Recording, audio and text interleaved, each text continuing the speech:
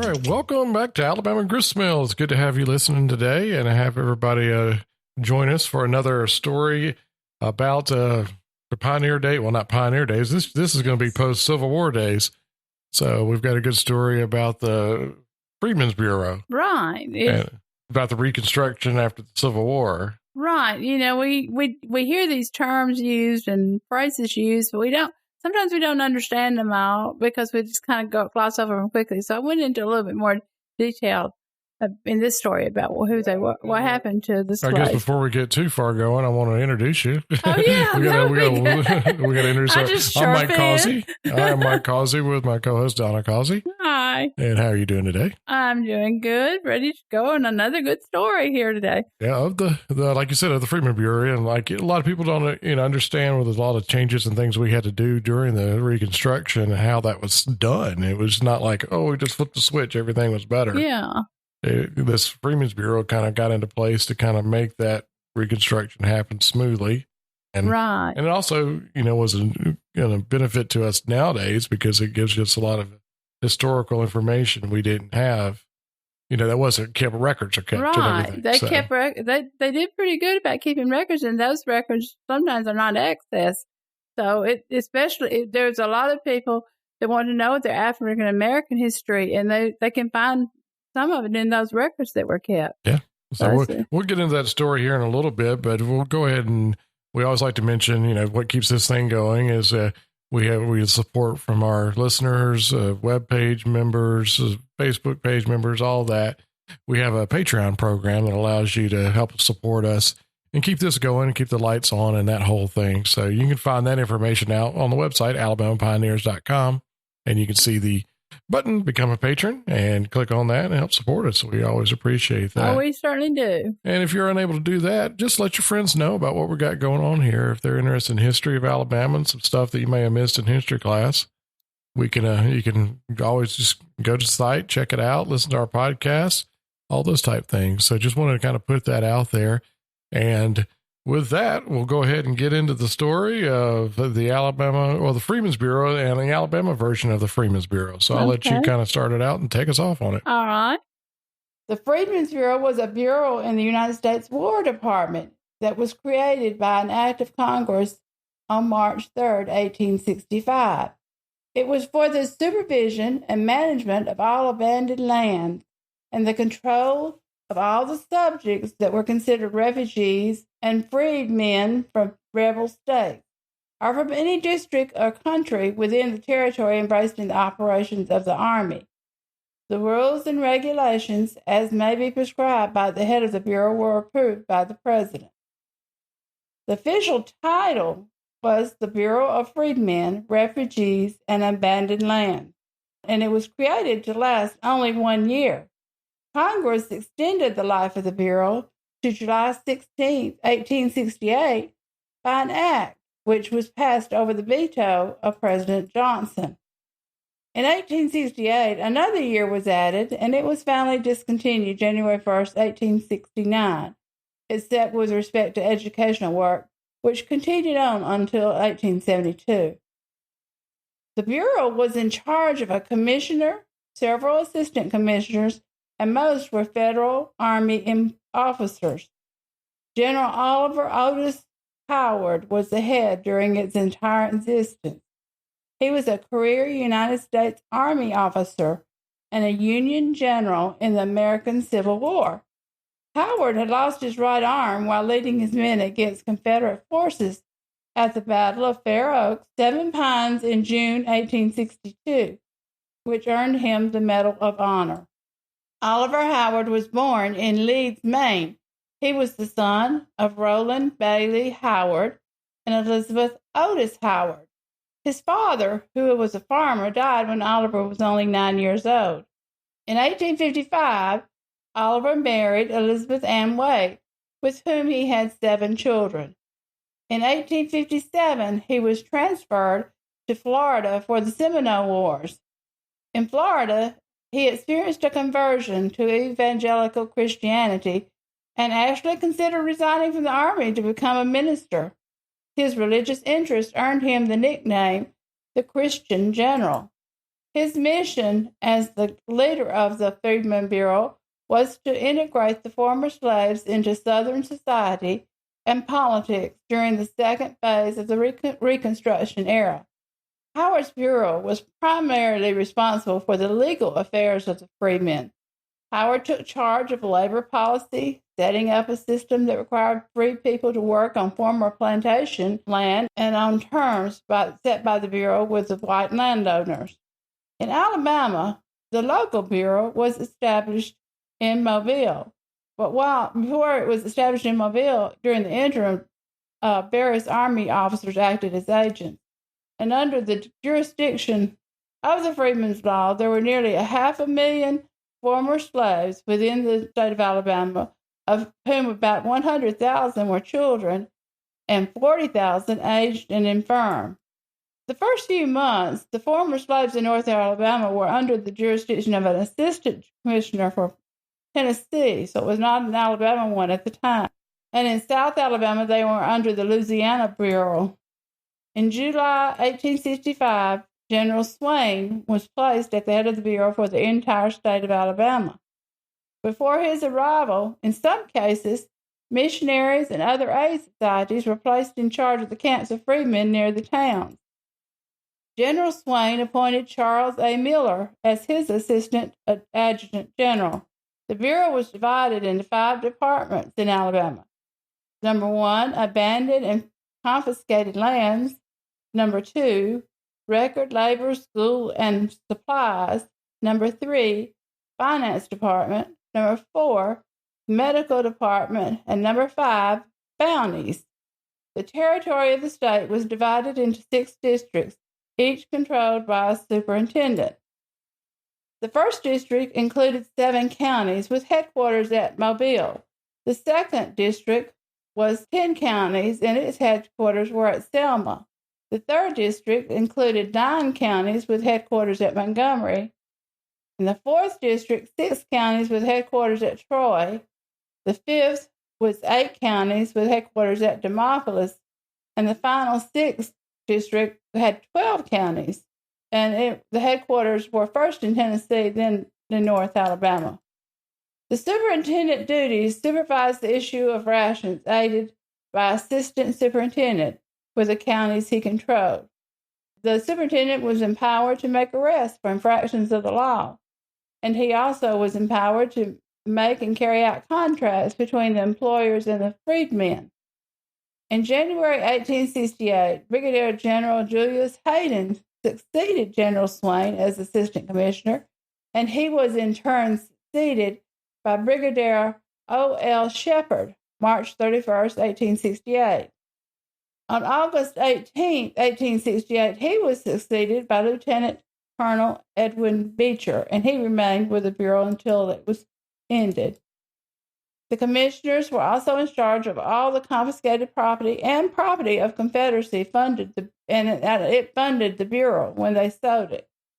The financial support of the Freedmen's Bureau was mainly derived from the confiscated property of the secessionists and by the sale of the property formerly belonging to the entire Confederacy and the state and the counties. In many of the small towns, there were storehouses, hospital buildings, foundries, ironworks, and cotton works of other supplies formerly belonged to the Confederacy of the state. And all of these were seized by the United States government, sold, and the proceeds used for the maintenance of the Bureau. The Confederate ironworks at Briarfield was sold for $45,000. 3 blockade runners on the Tombigbee River for $50,000. And a certain hospital bills even amounted to $8,000. So they gained a lot of money throughout the state with the sale of these properties. Soon after its organization in the state, the Bureau began to insist that contracts be made between the freedmen and the prospective employers because the freedmen had no income at the time. All contracts were to be submitted to the superintendent of the district to be approved and registered.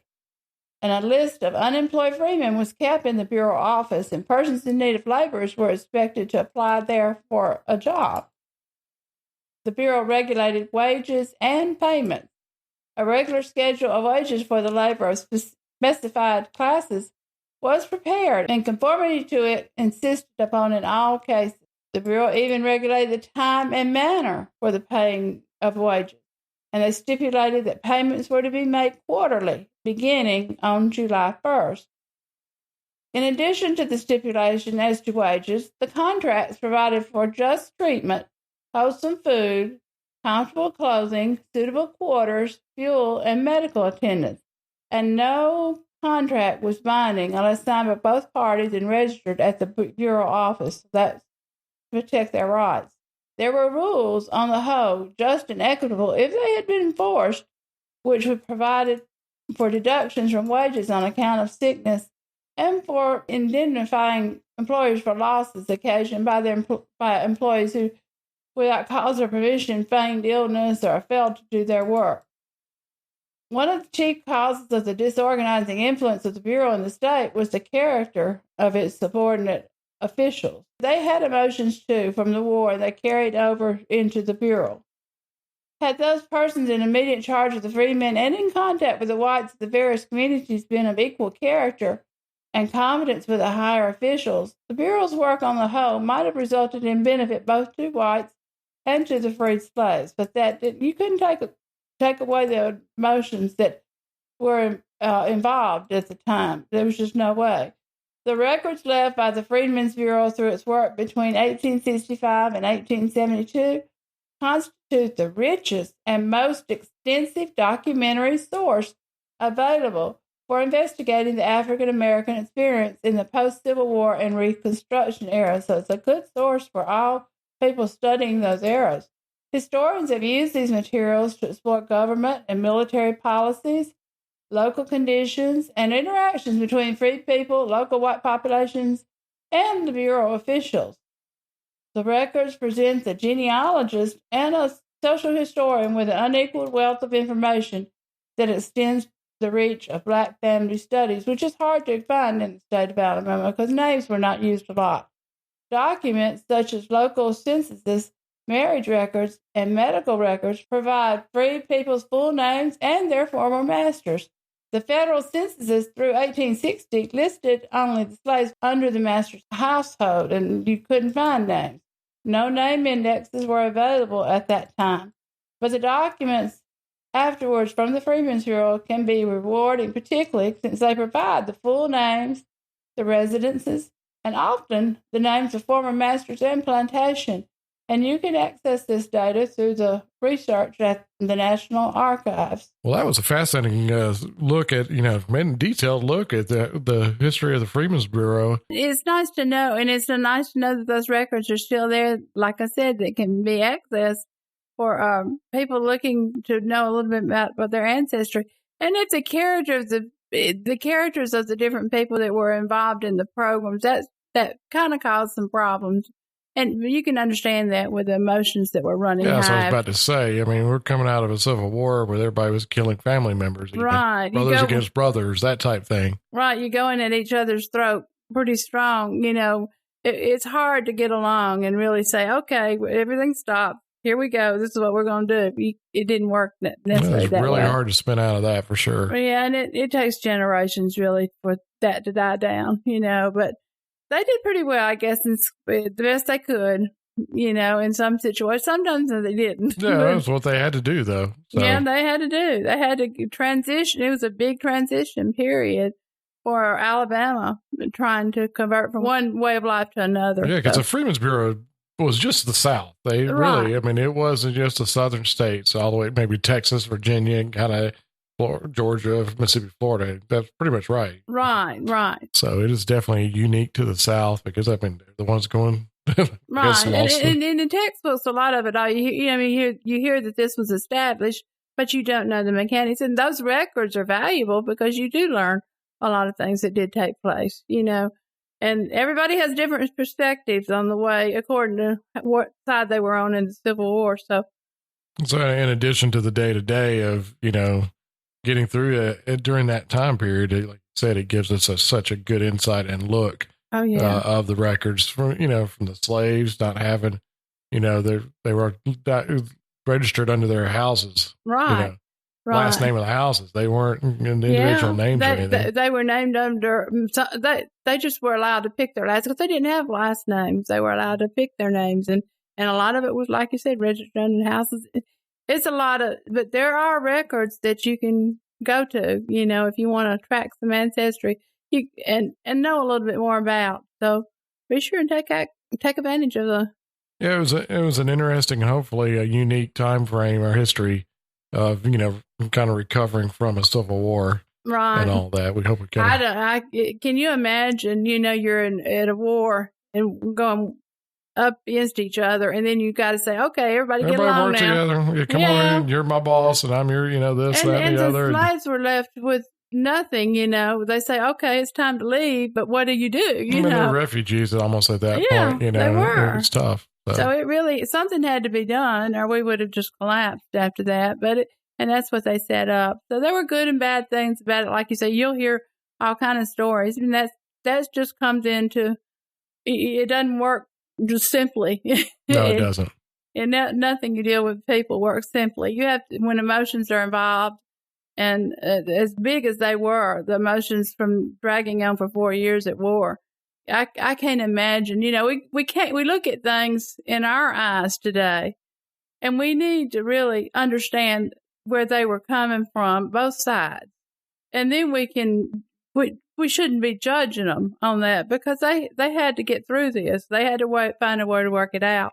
Our ancestors did, and it's real easy though to judge it by things you see today. Oh, absolutely. I mean, it's a lot of little details, but all that's noise. We're all just trying to survive, raise families, do the right thing, and everything in life. Bring the South back on its feet again. Yeah. I mean, you see what happens when everything is destroyed. People have to. They just got to figure out how to survive, all parties, that's true. Go on from here. That's true. Well, like I said, we appreciate the look of the Freedmen's Bureau, the Alabama Freedmen's Bureau details and everything. So we really enjoyed that.